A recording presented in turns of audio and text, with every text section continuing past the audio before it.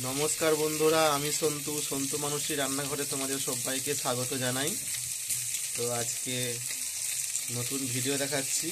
তো দেখতে পাচ্ছ এটা ফলই মাছ কেটে নিয়েছি।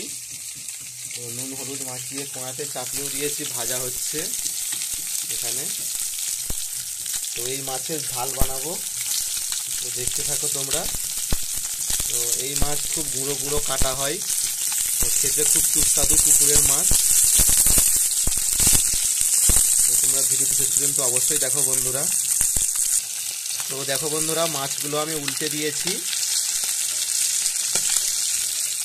এই পিসটা লাল হয়ে গেছে, এবার ওই পিসটা উল্টে দিয়েছি। তো বন্ধুরা, মাছটা তুলে নিয়েছি। তো এই তেলের মধ্যে পেঁয়াজগুলো দিয়ে দিলাম, অল্প পেঁয়াজ। তো মাছের ঝাল করব, পেঁয়াজগুলো দিয়ে দিয়ে ভাজছি।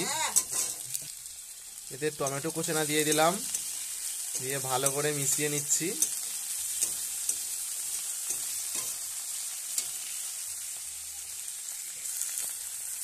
তো এর মধ্যে এবার আদা বাটা দিয়ে দিচ্ছি, আদা জিরে বাটা।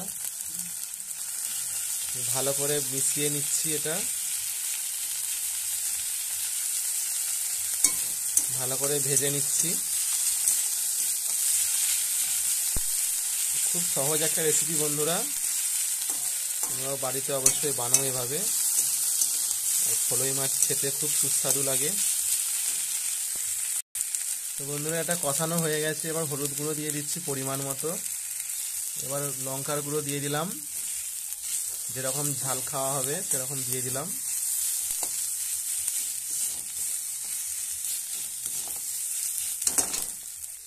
তো দেখো বন্ধুরা, এবার একটু অল্প জল দিয়ে আরো ভালো করে কষিয়ে নিচ্ছি।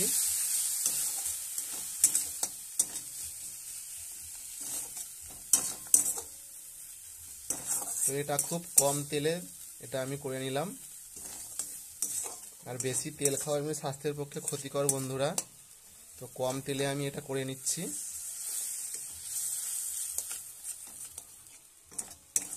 তো দেখতে পাচ্ছ খুব সুন্দর লাগছে দেখতে।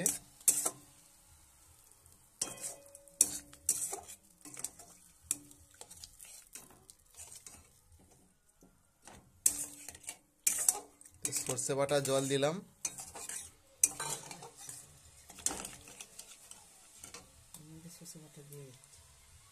সর্ষে বাটা দিয়ে দিচ্ছি এতে।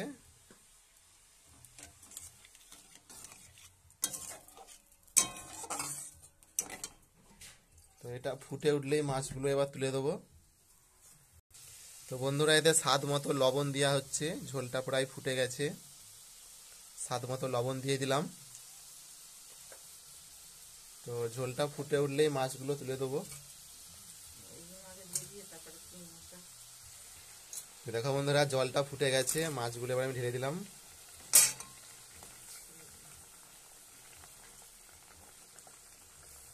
তো ঝোলটা একটু গাঢ় গাঢ় হবে, তখন নামিয়ে নেবো, একটু ফুটুক।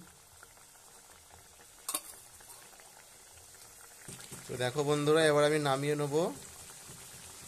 ঝোল ফুটে ফুটে কমে এসেছে, ঝোলটা গাঢ় গাঢ় হয়ে গেছে। এবার আমি নামিয়ে তোমাদের দেখাচ্ছি। তো দেখো বন্ধুরা, তো একটা পাত্রে আমি ঢেলে নিয়েছি এটাকে। তো তাহলে দেখতেই পেলে কত সহজে এটা বানানো যায়। তো ভিডিওটিকে শেষ পর্যন্ত দেখার জন্য অনেক ধন্যবাদ বন্ধুরা। তো চ্যানেলটিকে অবশ্যই আমার সাবস্ক্রাইব করে দিও।